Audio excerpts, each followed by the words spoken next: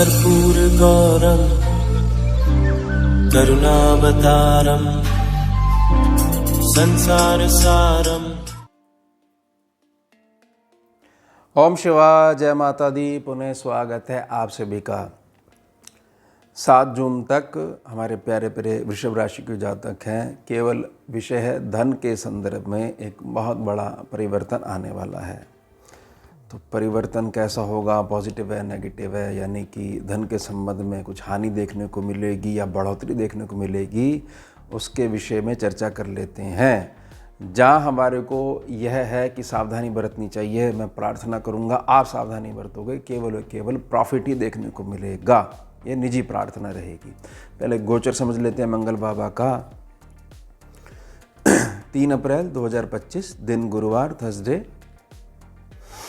रात्रि 1:56 से 7 जून 2025 दिन होगा शनिवार, रात्रि 2:28 तक। कर्क राशि पर 66 दिनों के लिए नीच प्रभावी होकर गोचर रहेगा मंगल बाबा का।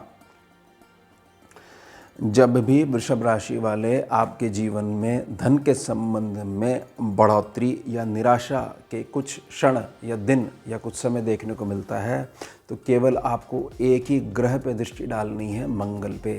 क्या मेरा मंगल ग्रह प्रभावित हो रहा है? अगर हो रहा है तो धन का आना और जाना प्रभावित होगा ही, यानी धन का जो मार्ग है ना, आने जाने वाला, वो प्रभावित होगा ही होगा। अब आपको यह चीज़ समझनी है कि 3 सावधानी बना के रखनी है, जिससे कि 3 होने वाले बड़े प्रॉफिट हैं वह बहुत अच्छे से आशीर्वाद के मेरे सर के ऊपर खूब बढ़िया तरीके से बने ही रहें।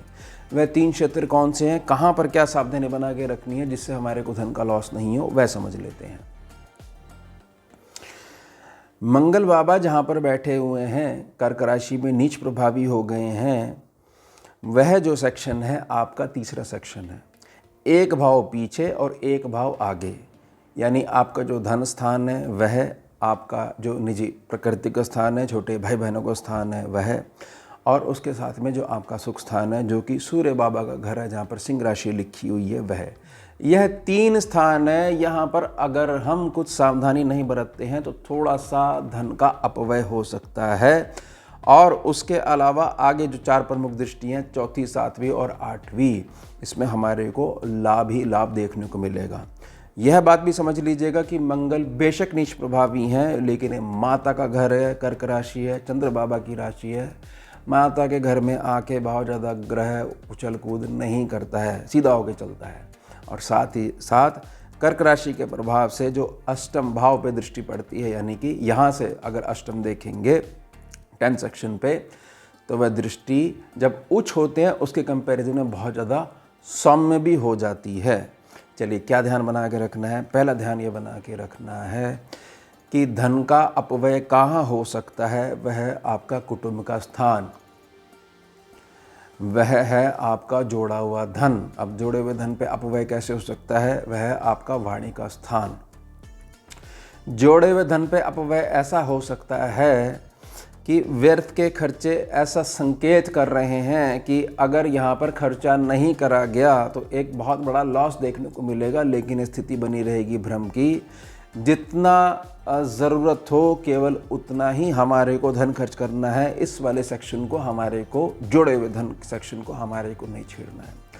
दूसरी बात, धन का अपव्यय हो सकता है, उसमें कारण बन सकता है आपका कुटुंब और आपके बीच में जो मधुर संबंध है वह, और उसमें जो खराब करेगी चीज़, इस चीज़ को वह रहेगी आपकी वाणी।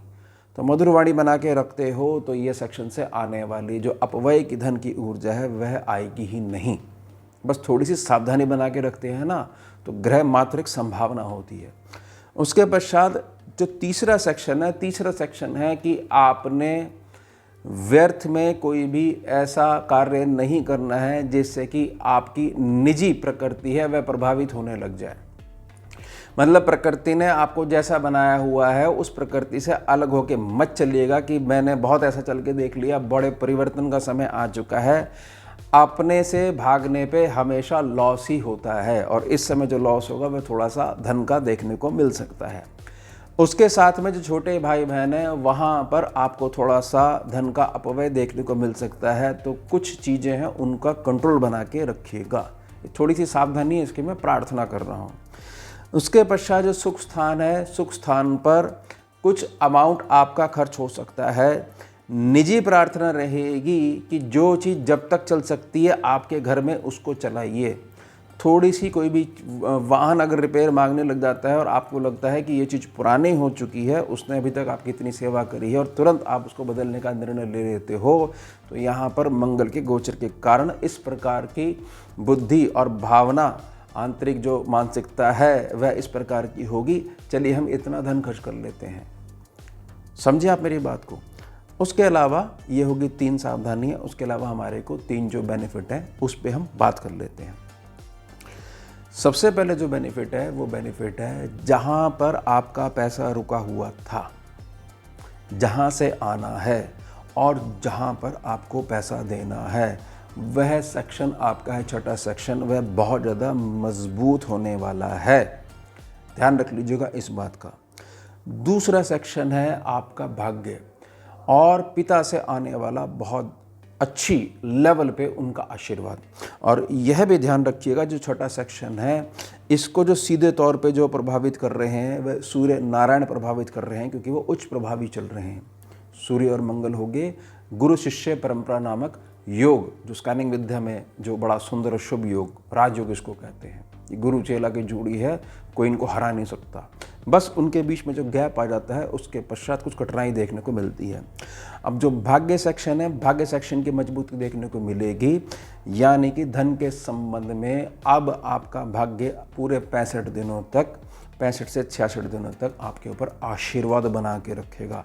ये चीज़ें होने वाली हैं, ये अटल हैं। बस जो 3 प्रार्थना मैंने करी उनकी सावधानी बना के रखनी है।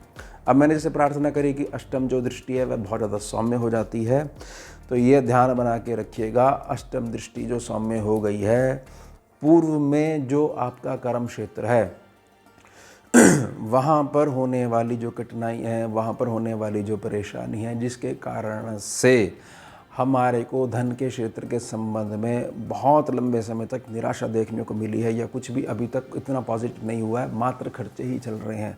ना कोई प्रमोशन है, ना कोई बड़ी डील है, कोई रूपांतरण ही नहीं है। तो धन के संबंध में आपको बहुत बड़ा पॉजिटिविटी का आशीर्वाद मंगल बाबा दे रहे हैं। एक बात और समझ लीजिए मंगल बाबा के संदर्भ में, वृषभ राशि के जातक, कि 2 या 2 से अधिक मार्गों से कोई ग्रह अगर आपको पैसे दिलवा सकता है तो मात्र मंगल ग्रह हैं। इसलिए जब भी मंगल बाबा अपना राशि परिवर्तन करें, जैसा भी नक्षत्र परिवर्तन करें, या किसी ग्रह की दृष्टि पड़े या किसी ग्रह को देखें, तो सीधा प्रभाव आपके धन की जो मात्रा है, रेशो है, उसका प्रवाह है, उसके ऊपर पड़ता है। तो 3 आशीर्वाद हैं, 3 सावधानियाँ, उनका ध्यान बना के रखिएगा और आशीर्वाद मिल रहा है इसको बहुत उत्तमता के साथ ग्रहण करिएगा। तो ये हो गया हम और उत्तम विषय। मिलते हैं आपसे अगले भाग में नए विषय के साथ। जुड़िए और जोड़िए हम शिवा। जय माता। भुजगेन्द्रहारं कर्पूरगौरं करुणावतारं